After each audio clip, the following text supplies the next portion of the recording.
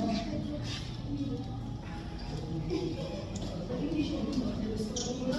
the reason why this is here is because the composting demonstration is going to be there. You will be here after half-past 10. So he was going to be first, but I will then do my part, and then when he comes, he will do.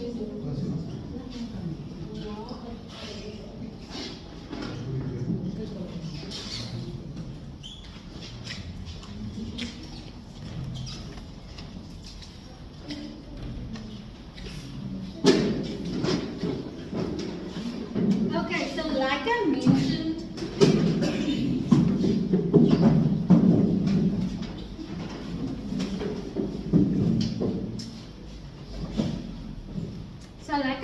before, the purpose is to be able to use what you have around you.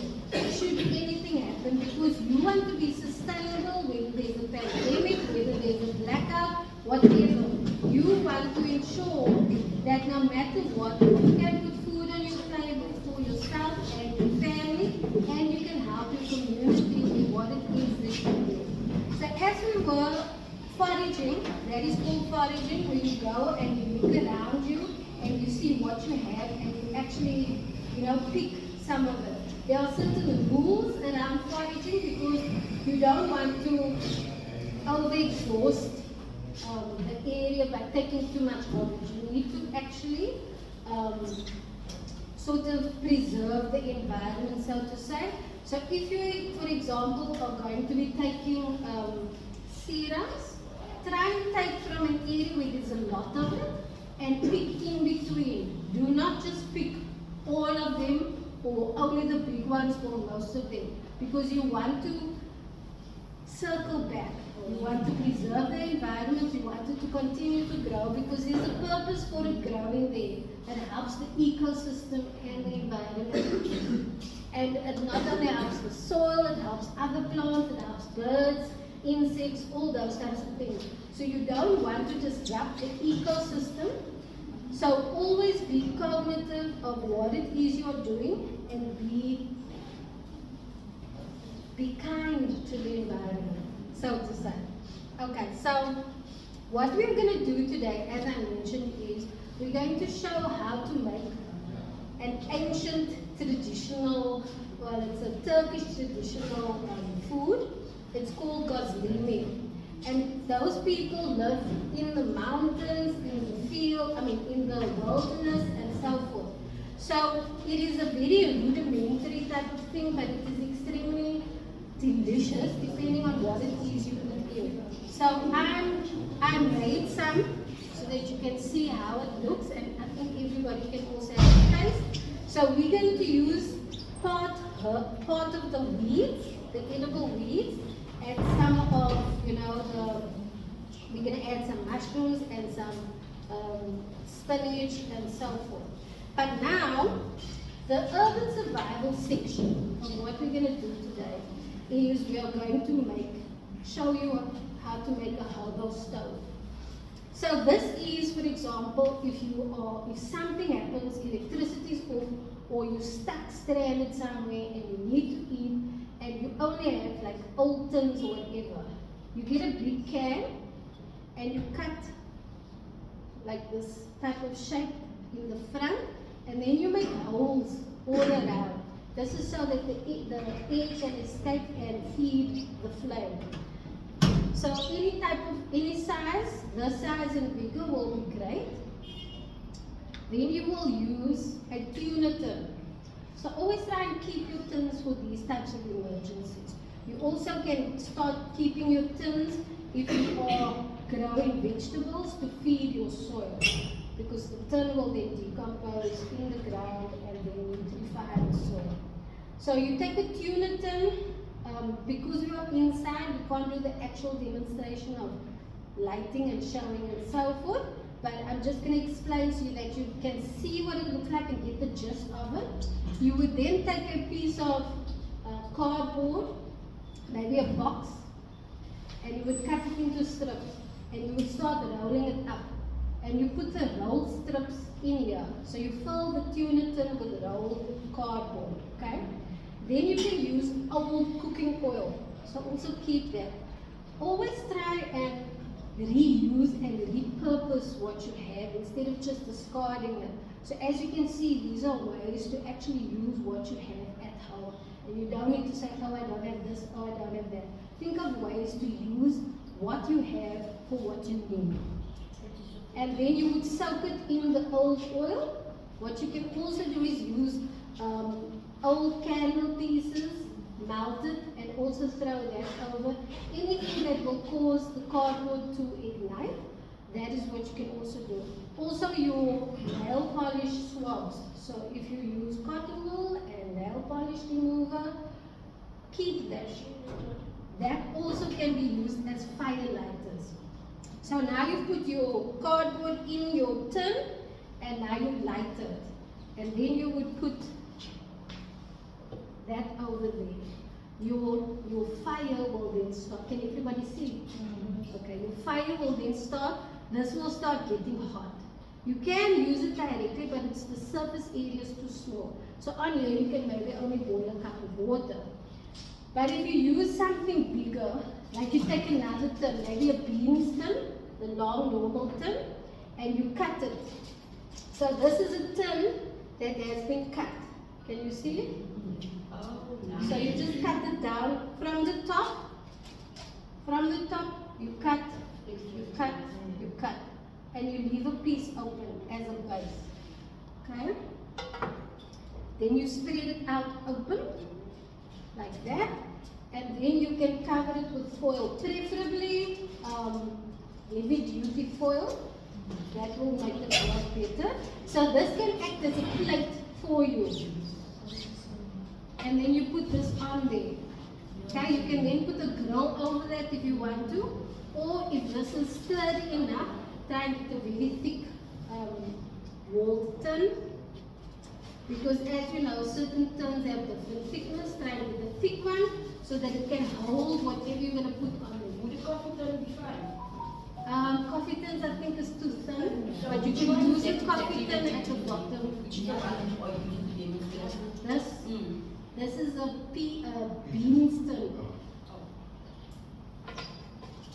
But the different brands have different thickness. So then that is your stove. And then you can use that to cook. And so we would put a small little plate on here, or you could do it in here if you don't have like a pan. And then you would fry your gozleme. Okay, so today, the gozleme that we are going to be using is, we spoke about the serums. These I picked yesterday, so they wilted a bit.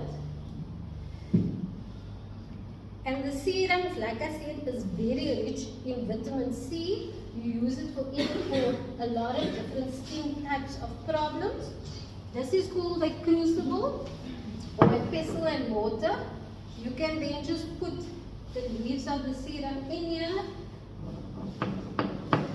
and you crush it, and then you can use that sap if you've been bitten or something and you don't have maybe a carrier oil like coconut oil and you've got a cut or you've been bitten or something, then just crush that in there. Or if you just have a stone on the ground, depending on what your situation is, that juice you then just put onto your area, and then that will sort of heal the area from the bite or the scratch or whatever the case may be. So that's how you use it topically, but we use it as food today. It has magnesium, calcium and potassium, which is very good for your bones and your muscles. Then this grows crazy wild. It's got pretty flowers, as you can see over there. It's got yellow, orange, reddish, pink, it depends, right? So every part of this plant is edible. This is called nasturtiums. On nasturtiums, you get little balls.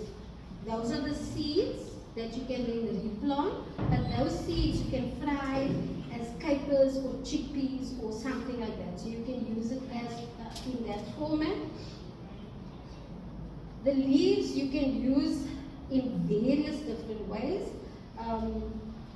if you break it, you will smell, someone can just fetch it, it has a very peppery smell. And that's the type of taste that it also has, very peppery. And so nasturtiums is very rich in vitamin C, vitamin A, it's got zinc, copper, lots of nutrients and minerals in it. It's anti-inflammatory, it's antimicrobial, which means that it helps with almost any type of ailment. But the most amazing thing about this is that you can use it as an antibiotic.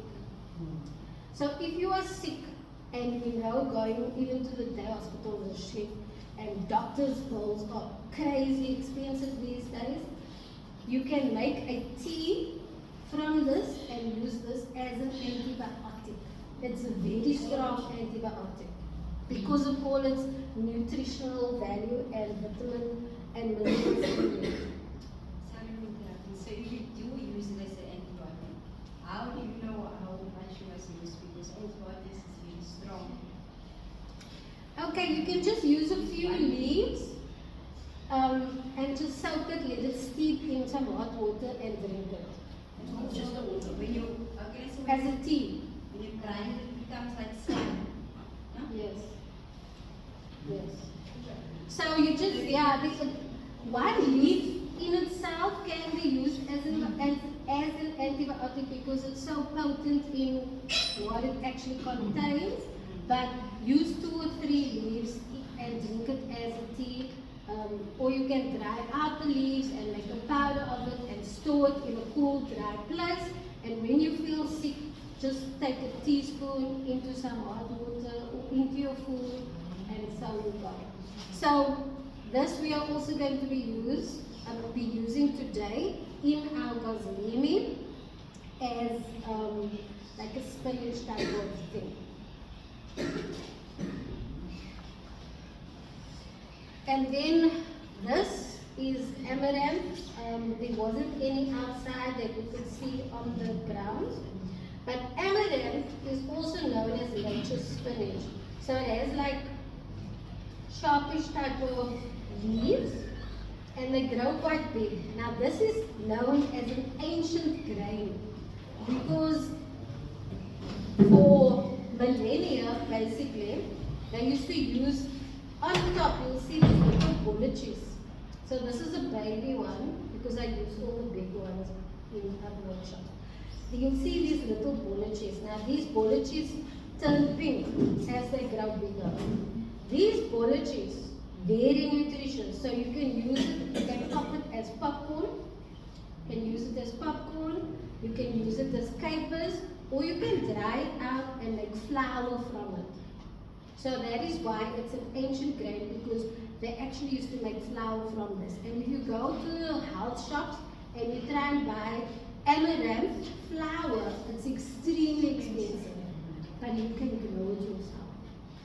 So you need to understand, lots of people see this as a weed, but it's got amazing properties. You can make your own flour from this and use it in whichever way. And the leaves have a lot of vitamin E and vitamin A.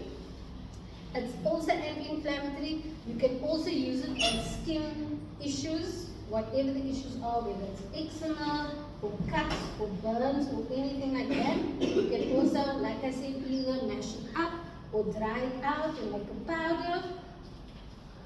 Various ways to use it. So it's very good for skincare because it also has beta-carotene, and so it helps with your eyes as well, and it's got vitamin A. And beta-carotene and vitamin A is very good for your eyesight and for your bones. So these are some of the ingredients in the Gozleme that I made. This is thyme from my garden. Thyme helps with respiratory problems. So if you have bronchitis or cold or just a blocked nose or congestion, you can just eat some of this, or you can make a tea from it that will open up your nasal passages very quickly, and it will really help your congestion in your chest as well. But as you know, thyme gives lots of flavor to food also. And then this is just wild garlic from my garden as well. Garlic in itself is also a very strong antibiotic. Wild garlic isn't as strong and potent as normal garlic, but wild garlic also has a lot of medicinal properties, and you can use the leaves as well because the allantoin in the garlic, which is the active ingredient that gives it that potency, is in the leaves also. So if you chew on this, the bigger the leaf, the more you'll taste the garlic taste. So you can even use wild garlic leaves in your stews, in your food, or as a tea, as an antibiotic. So these are all the things that we put into the Gozleme. This basically is how it sort of comes out. It is a flat bread that you just put stuffing in, and then you fry it on something like this. So you would start, we're running out of time, so I'm just going to wrap this up quickly. You would start by making your dough. This is the dough I made yesterday. All you need is flour, so you would take 2.5 cups of flour. You would then need 1 cup of water, a pinch or a tablespoon of salt depending on your taste buds, and you would just mix it and knead it. Knead it for 10 minutes and let it stand for 30 minutes. After that, it is ready. Once this is ready, you can either roll it out depending on how thick you want it, or you can just spread it open with your hands. It is up to you, and you can make it as big as you want to.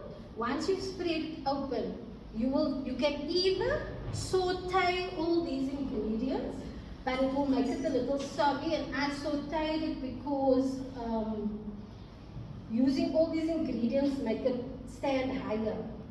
So if we use the raw ingredients and spinach, it would be quite thick.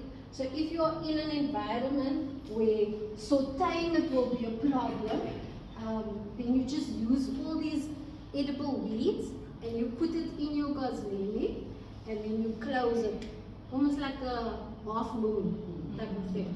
And then you would put it in the pan, and this is how it would come out. You can put mushrooms in, you can put feta in, spinach in, you can make whatever concoctions you want.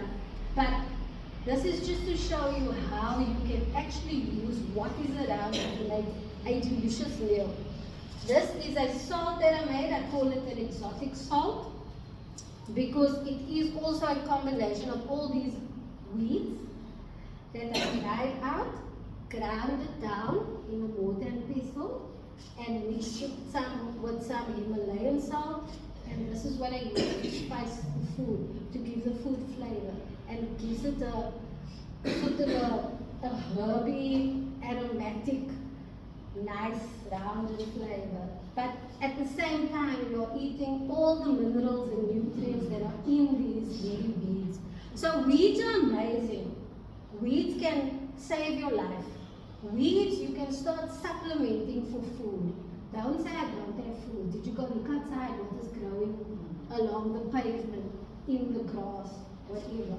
These things can save your life. They can bring down your food budget. They can, you can basically use it to start a business with. As you can see, this is just reused things that was there. I was going to throw out these things, but now I made a little cooking stove. So even if there's a blackout or anything like that, I can go and use my cooking stove. If I'm stuck in a situation, I can make a quick little MacGyver and still make food, picking whatever's laying around me, because I now understand the work of these very things. So that basically is what went into the Gozleme. So I just want everybody to have a taste. Use my hand. This is basically how it looks.